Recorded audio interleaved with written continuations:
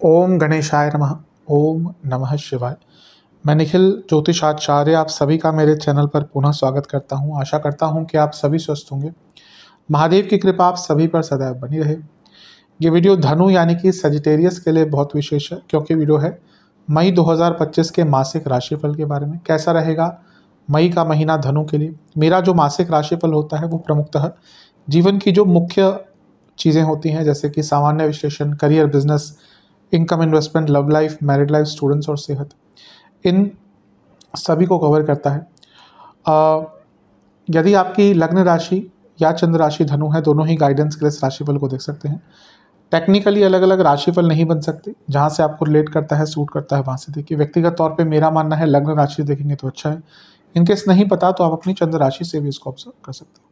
तो शुरू करते हैं अत्यंत महत्वपूर्ण राशिफल का सामान्य विश्लेषण के साथ।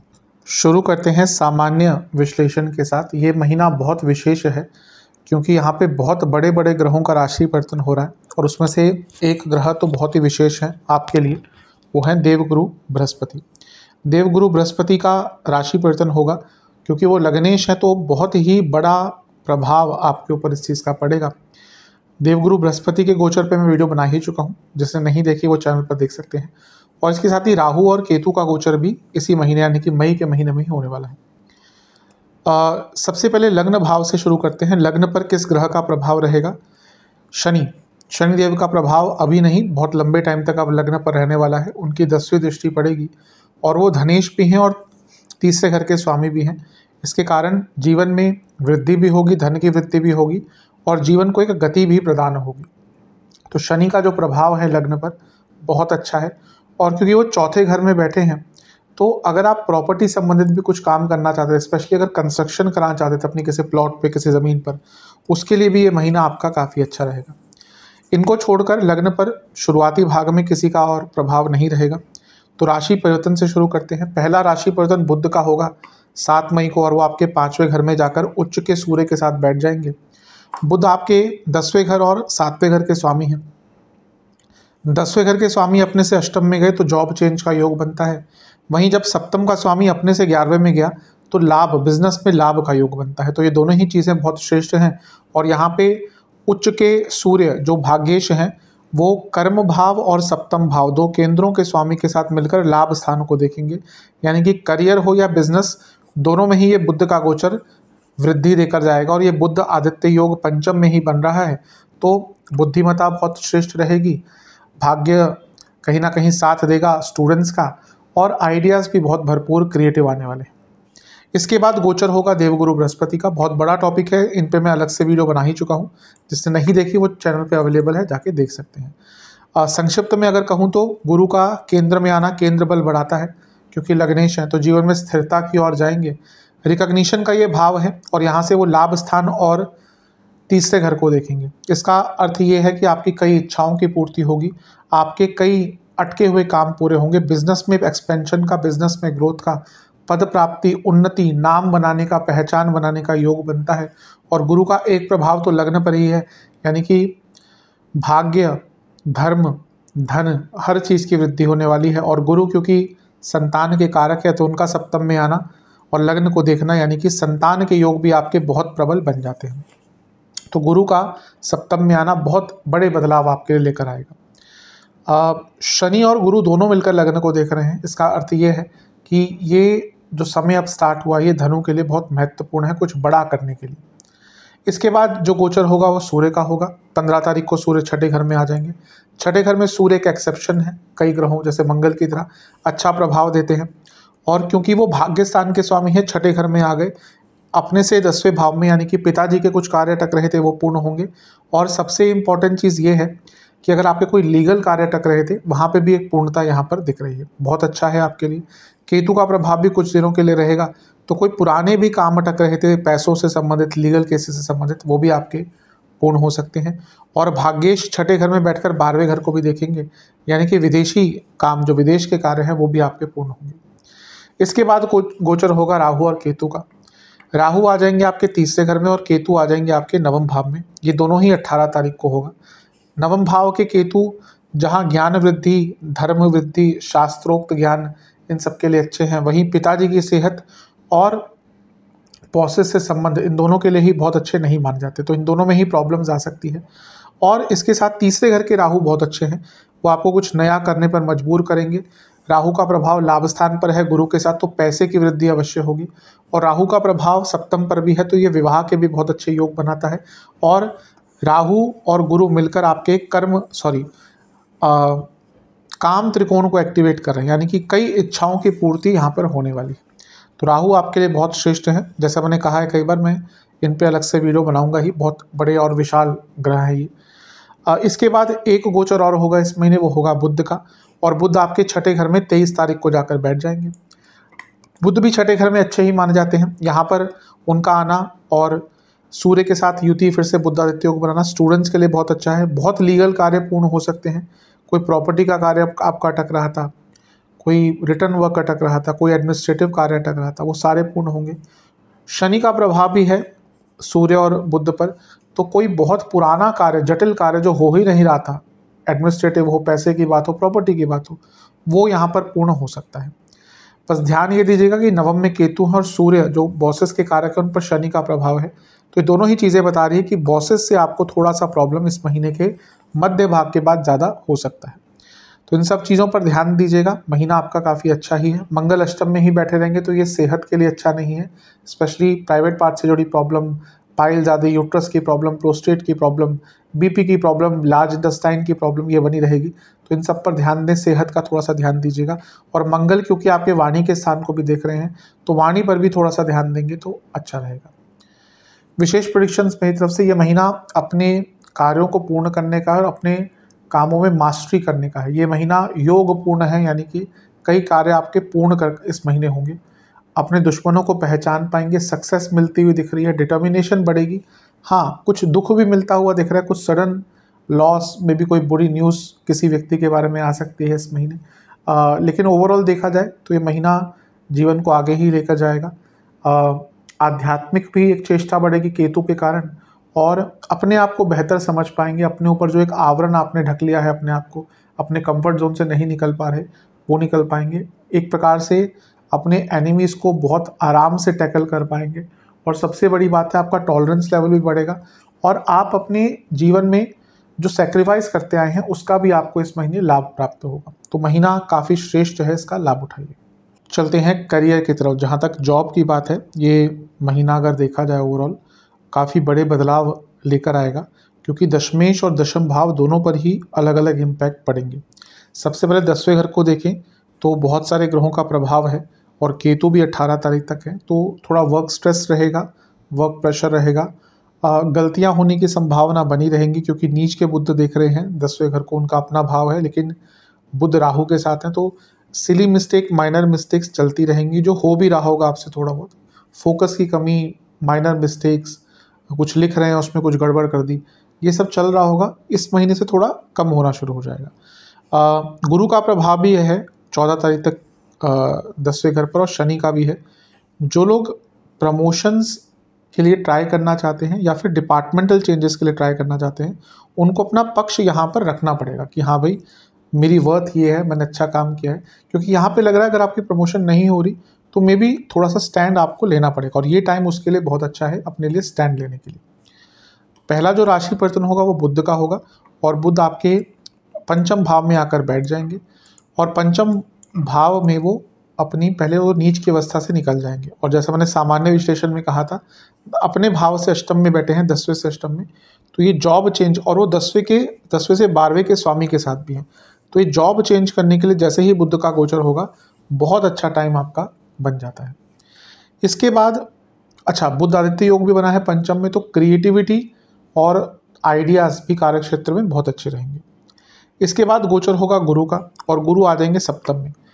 जैसा मैंने कहा शुरू में, अगर आप बात करते हैं अपने करियर में कि मुझे प्रमोशन मिलनी चाहिए, जो भी अपना पॉइंट फॉरवर्ड रखते हैं, तो काफ़ी चांसेस है जैसे ही गुरु सप्तम में आएंगे तो प्रमोशन के योग बन ही जाते हैं। वैसे गुरु यहाँ पे बहुत लंबे टाइम के लिए रहने वाले हैं, लेकिन अतिचारी हो जाएंगे, उनकी स्पीड बढ़ना शुरू हो जाएगी, तो बहुत चांसेस है कि जल्दी ही आपको प्रमोशन, अगर इस महीने अच्छी दशा अंतदशा चल रही है तो प्रमोशन के तो आपके बहुत अच्छे योग बन रहे हैं।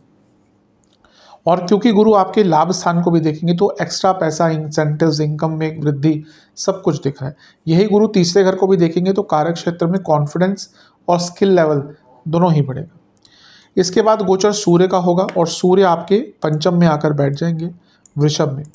अब सूर्य सूर्य पंचम में नहीं, छठे घर में आकर बैठेंगे। सूर्य का छठे घर में आना अच्छा ही माना जाता है क्योंकि करियर का एक भाव है, अर्थ त्रिकोण है और वो नवम भाव के स्वामी हैं। अब इसका अच्छा प्रभाव ये रहेगा कि आपकी डेडिकेशन बढ़ेगी, जो गलतियां हो रही थी वो कम होंगी, डिटर्मिनेशन बढ़ेगा, कॉन्फिडेंस बढ़ेगा, अपने कलीग्स पर भारी रह पाएंगे, अपना पॉइंट बहुत आराम से फॉरवर्ड रख पाएंगे। पर क्योंकि वो नवम के स्वामी है और सूर्य है बॉसेस के कारक और शनि का प्रभाव भी है, तो ना बॉसेस से 15 तारीख के बाद बहुत सारी प्रॉब्लम्स होना शुरू हो जाएंगी, उससे बच के रहिएगा। इसके बाद राहु केतु का गोचर होगा। केतु नवम में आ जाएंगे, वहीं राहु तीसरे में आ जाएंगे। ये होगा 18 तारीख को। नवम के केतु भी यही इंडिकेट कर रहे हैं कि आपका अपने बॉसेस से प्रॉब्लम्स होंगी, तो आपको अपने सीनियर से, बॉसेस से बहुत केयरफुली इस महीने कन्वर्सेशन करनी है। केतु बहुत टाइम तक रहेंगे तो पता ही नहीं चलेगा कि क्या प्रॉब्लम हुई, पर वो प्रॉब्लम बढ़ना शुरू हो जाएगी। 10वें घर पर शनि का प्रभाव है और सूर्य पर भी शनि का प्रभाव है, तो ये भी इंडिकेट करता है कि एक मिसकम्युनिकेशन बॉसेस और आपके बीच में हो सकती है। वहीं तीसरे घर के राहु बहुत अच्छे होते हैं, करियर के लिए भी कुछ नया सीखने का, कोई नए रोल मिल सकते हैं। वो सप्तम को देखेंगे यानी कि पुनः कहूँगा रोल चेंज का योग, और वो 11वें को देखेंगे यानी कि लाभ का योग। तो एक प्रकार से बहुत अच्छा यहाँ पे आपके लिए योग बन रहा है, इसका लाभ उठाइएगा। इसके बाद बुध का गोचर होगा 23 तारीख को। बुध भी छठे घर में आ जाएंगे, तो जो कार्य शैली है आपकी वो भी अच्छी रहेगी और कार्य कुशलता में भी वृद्धि होगी। विशेष पॉइंट्स, आपको अपनी वर्थ बढ़ानी होगी। अगर आपको करियर में आगे बढ़ना है ना, you must have something different कि आपको आगे बढ़ाया जा सके। अपनी वर्थ पहचानिए, उसको बढ़ाइए। सक्सेस मिल रही है, टाइमिंग का बहुत ध्यान दीजिएगा, बोलिएगा कम, अपने चॉइसेस, अपने डिसीजंस पर को बहुत आराम से, बहुत केयरफुल होकर लीजिएगा। पेशेंस बहुत दिखानी पड़ेगी। कम्युनिकेशन प्रॉब्लम कई बार आएगी, स्पेशली शुरुआती भाग में महीने के। जहाँ पे कुछ समझ नहीं आ रहा वहाँ पे किसी की हेल्प ले लीजिएगा, पर हर चीज़ एकदम ऑथेंटिसिटी के साथ करेंगे तभी आपके लिए अच्छा रहेगा। ओवरऑल देखा जाए ये महीना आपका ठीक है करियर में। चलते हैं बिजनेस की तरफ। जहाँ तक बिजनेस की बात है, ये महीना काफ़ी बदलाव का है और काफ़ी अच्छा भी है, क्योंकि सप्तम भाव में ही एक बहुत बड़े ग्रह का आगमन होगा जो आपके लग्नेश भी हैं और देवगुरु बृहस्पति भी हैं। पहले अगर देखिए किसका प्रभाव है सप्तम पर, डायरेक्टली तो किसी का नहीं है, इसलिए गोचर से ही स्टार्ट करते हैं। बुध का गोचर होगा और बुध आपके पंचम भाव में आ जाएंगे 7 तारीख को। तो बुध क्या है, बुध आपके खुद सप्तमेश हैं, बिजनेस के भाव के स्वामी हैं, और वो लक्ष्मी स्थान, भाग्य स्थान के स्वामी के साथ पंचम भाव में बैठे हैं, जो सप्तम से 11वां है। दो चीज़ें हैं, पहला तो आइडियाज़ बहुत आएंगे बिजनेस में और पैसा अचानक से आएगा। भाग्य का साथ सप्तमेश को मिल गया, वो भी लक्ष्मी स्थान में, यानी कि जो काम रुक रहे थे, कॉन्ट्रैक्ट नहीं आ रहे थे हाथ में, वो कॉन्ट्रैक्ट मिलेंगे। सूर्य का प्रभाव भी है तो सरकारी काम भी बनेंगे और सरकारी कॉन्ट्रैक्ट से मिलेंगे। बड़ा कोई टेंडर मिलना है, बड़ा कोई काम मिलना है, हर कोई जो बिज़नेस करता है वो चाहता है कि कोई बड़ा काम मिल जाए, बड़ा ऑर्डर मिल जाए। उससे क्या होता है कि एक निरंतरता से इनकम आती है, पहचान बढ़ती है, गुडविल बढ़ती है। तो इस प्रकार से ये जो टाइम है आपका काफ़ी अच्छा दिख रहा है। इसके बाद गोचर होगा गुरु का। ये बहुत डिसाइसिव है क्योंकि गुरु आपके लग्नेश और सप्तम में आके राजयोग बनाएंगे। 2 प्रकार के राजयोग, लग्न का स्वामी चौथे घर के स्वामी होने के नाते 2 प्रकार के राजयोग बनाएंगे और ये एक्सपेंशन का टाइम है। चौथे घर के स्वामी है जो सप्तम से 10वां है, एक गति मिलेगी बिजनेस में और फैमिली बिजनेस स्टार्ट करने के लिए बहुत अच्छा टाइम है। और लग्नेश का सप्तम में आना बहुत अच्छा राजयोग बनाता है, तो ये बिजनेस की ख्याति की ओर भी इशारा कर रहा है कि बिजनेस की ख्याति आपकी और भी बढ़ेगी। इसके बाद राहु केतु का गोचर जो होगा 18 तारीख को, राहु तीसरे घर में और वहीं केतु नवम भाव में। राहु का प्रभाव सप्तम पर, ये फिर से एक्सपेंशन दिखाता है। राहु का प्रभाव सप्तम भाव पर बड़ा धन दिखाता है। राहु और गुरु दोनों का प्रभाव लाभ स्थान पर धन की वृद्धि दिखाता है। विदेश से लाभ और विदेश से इन्वेस्टमेंट दोनों ही दिखाता है। और राहु का प्रभाव एक प्रकार से आपको कुछ अलग हटके करने पर भी मजबूर करेगा। तो मेरे हिसाब से बहुत अच्छा टाइम है, इसका जितना लाभ उठा सकते हैं उतना लाभ उठाइएगा। नवम के केतु कभी कभी थोड़ा सा ना टेक्निकल बाउंडेशन दे सकते हैं, क्योंकि सप्तम से तीसरे में है तो टेक्निकल लेवल पर थोड़ी सी प्रॉब्लम्स आ सकती है, तो उस एस्पेक्ट को देखिए और उसको ठीक करने का प्रयास कीजिए। लेकिन मोटे मोटे तौर पर देखा जाए महीना अच्छा ही है। बुध भी आपके छठे घर में आ जाएंगे। हाँ, 23 तारीख को ये होगा। यहाँ पे थोड़े खर्चे बढ़ सकते हैं, अननेसेसरी खर्चे बढ़ सकते हैं, स्पेशली मैन पावर की कमी के कारण नुकसान होगा। रॉ मटेरियल या फिर जो भी रिसोर्सेज होते हैं उसकी भरपाई नहीं हो पाएगी या पूर्णतः या गुणवत्ता में कोई प्रॉब्लम आ सकती है, उसके कारण थोड़ी दिक्कतें हो सकती हैं। इन सब चीज़ों पर थोड़ा सा पहले ही पुनर्विचार करके रखेंगे तो आपके लिए अच्छा रहेगा। ओवरऑल महीना आगे बढ़ने का है बिजनेस के दृष्टिकोण से। विशेष प्रेडिक्शन, पैसा आएगा लेकिन अपने आप को बदलने के लिए तैयार रखिएगा। कई कार्य पूर्ण होंगे लेकिन अपने आप को फ्लेक्सिबल रखिएगा। ये महीना ऐसा है जब बहुत पुराने जो कार्य अटक रहे थे वो भी पूर्ण होंगे। विरोधियों पर भारी पड़ेंगे। जो कार्य पोस्टपोन हो रहे थे, डिले हो रहे थे, बिल्कुल रास्ता नहीं मिल रहा था, उनके रास्ते मिलेंगे। कॉन्फिडेंस बढ़ेगा। बुरी खबर जो मिलती जा रही थी बल्कि वो दूर होंगी और इस महीने अच्छे न्यूज़ आपके लिए आएंगे। क्रिएटिविटी बहुत अच्छी दिख रही है और एक प्रकार से अपने बिजनेस पे मास्टरी हासिल करने के लिए, अपने बिजनेस की एक अलग ही पहचान बनाने के लिए महीना बहुत अच्छा है। अच्छा महीना है, इसका लाभ उठाइएगा।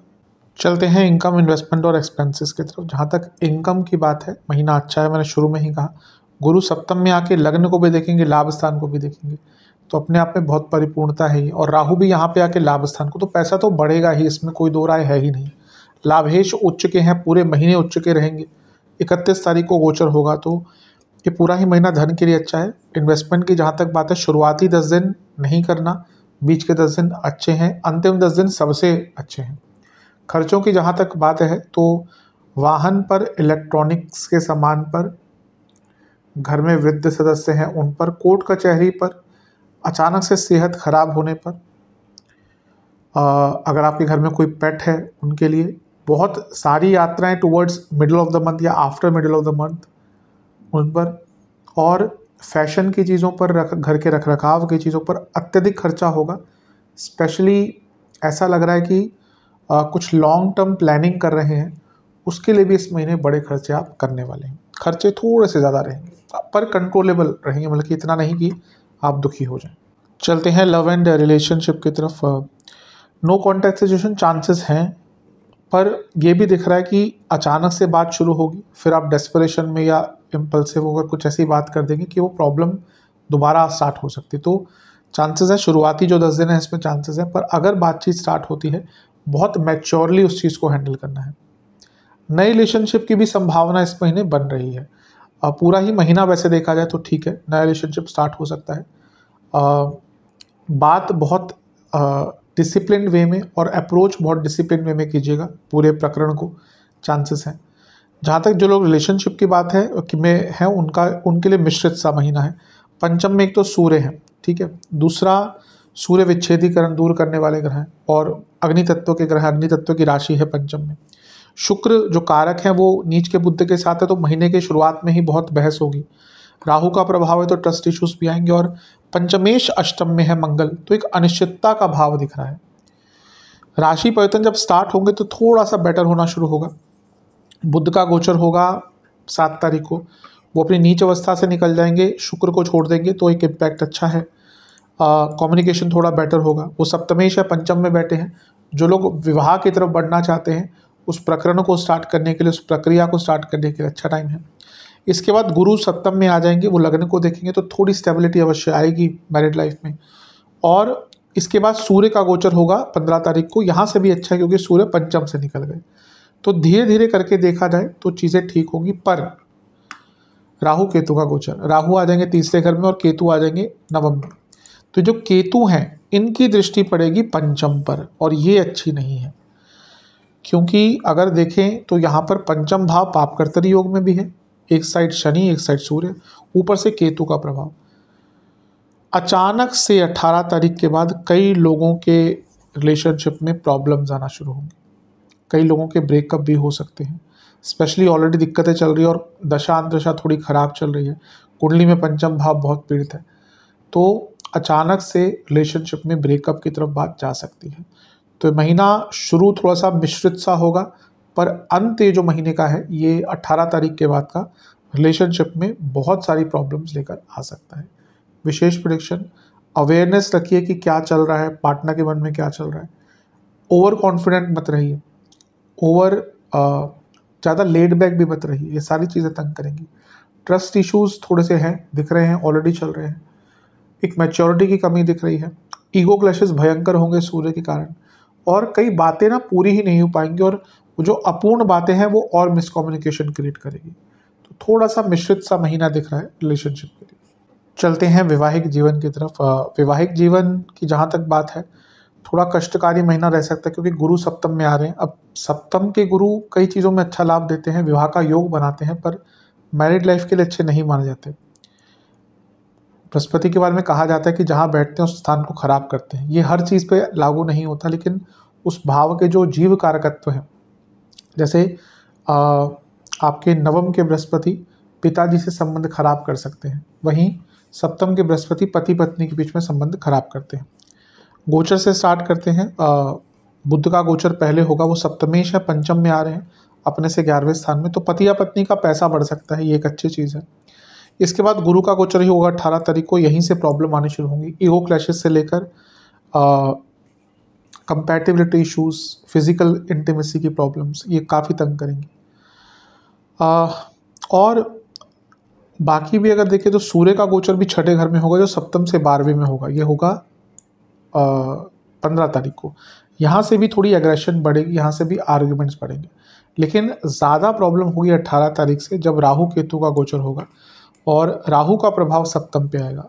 राहु का प्रभाव डिसकंटेंटमेंट भी लाता है, और राहु का प्रभाव ट्रस्ट इश्यूज भी लाता है, और ये चीज़ें बढ़ती ही रहेंगी, क्योंकि दोनों ग्रह बहुत लंबे टाइम तक देखेंगे सप्तम को, या प्रभाव रहेंगे सप्तम पर। अच्छा, शनि फैमिली के भाव में बैठे हैं, तो फैमिली हैप्पीनेस, तो ऑलरेडी दिख रहा है कि फैमिली का भाव प्रभावित है, सप्तम भाव प्रभावित है, तो मैरिड लाइफ में इश्यूज आएंगे। इन लॉज भयंकर तंग करने वाले हैं। आप देखेंगे कि वो महीना है जहाँ से जानबूझकर आपके इन लॉज ना आपको तंग करना शुरू कर देंगे, तो बहुत इजी महीना नहीं है। संतान प्राप्ति के लिए अच्छा महीना है, जो कपल संतान प्राप्ति के इच्छुक है। अदरवाइज इसकी दशा अंतरदशा बहुत अच्छी नहीं चल रही, मैरिड लाइफ में प्रॉब्लम्स आएंगी। विशेष प्रेडिक्शन, ज़्यादा एक्सपेक्टेशन मत रखिए, ज़्यादा कंट्रोलिंग मत बनिए, और इमोशंस पर कंट्रोल कीजिए अपनी। ध्यान भटकेगा, ट्रस्ट इश्यूज होंगे, कंसिस्टेंसी नहीं रहेगी, पेशेंस नहीं रहेगा। ये सारी ही चीज़ इस महीने दिख रही हैं, इन पर बहुत ध्यान देना है। ध्यान दूसरी तरफ जाएगा, अपना पार्टनर अच्छा नहीं लगेगा, दूसरी तरफ ध्यान भागेगा। आपको कोशिश करनी है कि अपने वैवाहिक जीवन को दोबारा रिजुविनेट करें। बहुत बार एक नई स्टार्ट की आवश्यकता होती है आज के टाइम में। अब वो कुछ अलग करें, वैकेशंस पे जाएं, कुछ अलग प्लानिंग करें, कुछ नयापन लाएं। आजकल लोग बोर बहुत आराम से हो जाते हैं, क्योंकि हमारा जो एंटरटेनमेंट का स्पैन है वही बहुत कम हो गया, क्योंकि 15 सेकंड से रील ज़्यादा हो जाती है तो हम देखते नहीं हैं, तो वो एक जो अट्रैक्शन है ना वो बहुत विखंडित हो चुका है। तो कोशिश कीजिए कि एक क्रिएटिविटी, एक नयापन वैवाहिक जीवन में आ पाए, अदरवाइज ये मैरिड लाइफ के लिए बहुत अच्छा महीना नहीं जाएगा। चलते हैं स्टूडेंट्स की तरफ। जहाँ तक स्टूडेंट्स की बात है, एग्ज़ाम से स्टार्ट करते हैं। शुरुआती 10 दिन बहुत अच्छे नहीं हैं, उसके बीच के 10 दिन बहुत अच्छे, अंतिम 10 दिन भी बहुत अच्छे हैं। शुरुआती 10 दिन में लोगों की मदद करने के चक्कर में, किसी और की मदद करने के चक्कर में, या किसी बाहरी तत्वों के कारण प्रॉब्लम होगी। वैसे देखा जाए स्टूडेंट्स के लिए अच्छा महीना है। 15 तारीख तक सूर्य ही पंचम में उच्च के रहेंगे, तो एग्ज़ाम्स के लिए, सरकारी एग्ज़ाम्स के लिए, कामों को पूरा करने के लिए बहुत अच्छा है। बुध का गोचर हो जाएगा 7 तारीख को, बुध आदित्य योग पंचम में बन गया, ये भी और श्रेष्ठ है। इसके बाद अगर हम देखें तो गुरु का गोचर होगा, और गुरु लग्न को देखेंगे, जो पंचम से भाग्य स्थान बनता है, तो भाग्य का साथ मिलेगा। इसके बाद देखें तो सूर्य का गोचर छठे घर में हो जाएगा 15 तारीख के बाद, तो कॉम्पिटिशन्स के लिए तो सूर्य छठे घर में बहुत ही अच्छा प्रभाव देते हैं। और फिर राहु केतु का गोचर 18 तारीख को, ये भी केतु का इम्पैक्ट डायरेक्ट आ रहा है, क्योंकि पंचम पर उनकी दृष्टि होगी, यानी कि कोई रिसर्च करना है, कुछ बदलाव लाने हैं अपनी स्टडीज़ में, किसी टॉपिक पर बहुत गहनता से विचार करना है, उसके लिए बहुत अच्छा टाइम है। और 23 तारीख को फिर से बुध आदित्य योग बन जाएगा, जो फिर से कॉम्पिटिशन्स के लिए अच्छा है। तो ओवरऑल देखा जाए काफ़ी अच्छा टाइम है। ध्यान बस ये देना है कि पंचमेश अष्टम में है, और पंचम पाप कर्तरी योग में है, इसलिए ध्यान भटकेगा और अपनी ऊर्जा को गलत साइड में लगाएंगे। इन चीज़ों से बच लीजिएगा, महीना अच्छा है। विशेष प्रेडिक्शन, गुस्सा बहुत रहेगा, उस पर कंट्रोल करना है। ध्यान बहुत भटकेगा प्यार, मोहब्बत, रोमांस में। अब ठीक है, आजकल वो चीज़ें चलती ही हैं, लेकिन हर चीज़ के लिए समय केंद्रित कीजिएगा। किसी भी चीज़ की अति हमेशा खराब होती है। ध्यान दीजिए अपने काम पर, अपनी स्टडीज़ पर, मेडिटेशन कीजिए और अवेयरनेस बढ़ाइए कि आपके फील्ड में क्या क्या नया हो रहा है, आपके सब्जेक्ट में, आपके स्टडीज़ में क्या क्या चीज़ें नई आ रही हैं, इन सब पर विचार करना थोड़ा शुरू कर दीजिए। महीना बुरा नहीं है, लेकिन इन सब चीज़ों पर ध्यान दीजिए। चलते हैं सेहत की तरफ। जहाँ तक सेहत की बात है, इस महीने हार्मोनल प्रॉब्लम, नसों की प्रॉब्लम, प्रोस्टेट यूट्रस की प्रॉब्लम, प्रोस्टेट पुरुषों में, महिलाओं में यूट्रस, इन्फ्लेमेशन की प्रॉब्लम, किडनी, गॉल ब्लैडर की दिक्कत और हड्डियों के रोग, जिनको ये ऑलरेडी विद्यमान है उनकी दिक्कतें ज़्यादा बढ़ेंगी। शुरुआती 10 दिन में नसों के रोग, सर के रोग, चेस्ट की प्रॉब्लम और कफ रोग। बीच के 10 दिन में बॉडी में पित्त की प्रधानता, वात की प्रधानता दोनों रहेगी। बॉडी पेन बहुत रहेगा। लो बीपी की प्रॉब्लम है, बहुत खतरनाक टाइम है उनके लिए जिनको लो बीपी रहता है, क्योंकि लो बीपी बहुत खतरनाक होता है। और स्किन डिसऑर्डर्स भी तंग कर सकते हैं। अंतिम 10 दिन में फिर से पित्त बढ़ता हुआ दिख रहा है, एसिडिटी बहुत रहेगी, आंखों के रोग बहुत तंग करेंगे, नसों की प्रॉब्लम बहुत तंग करेगी। उपाय की बात करते हैं, 3 सरल उपाय आपको करने हैं। सबसे पहला, आपको किसी भी मंदिर में आटे का और घी का दान करना है। कितना करना है ये आपके ऊपर है। दूसरा उपाय है, आपको महादेव का शुद्ध दूध से अभिषेक करना है, फिर गंगा जल से अभिषेक करना है। पीले रंग के किसी भी फूल की माला, पुष्पमाला अर्पण करनी है। चंदन का विलेपन करना है महादेव पर और ओम विश्वेश्वराय नमः मंत्र का जाप करना है। 2 घी के दिए अर्पण करने हैं और 4 फलों का भोग लगाना है, 4 प्रकार के फलों का भोग लगाना है और पशु सेवा करनी है। ये 3 उपाय कर लेंगे, अवश्य आपको बहुत लाभ प्राप्त होंगे। आशा करता हूँ वीडियो काम आएगी। चैनल पर नए हैं, सब्सक्राइब कीजिए, वीडियो को लाइक कीजिए। मिलता हूँ अगली वीडियो में, तब तक के लिए ओम नमः शिवाय।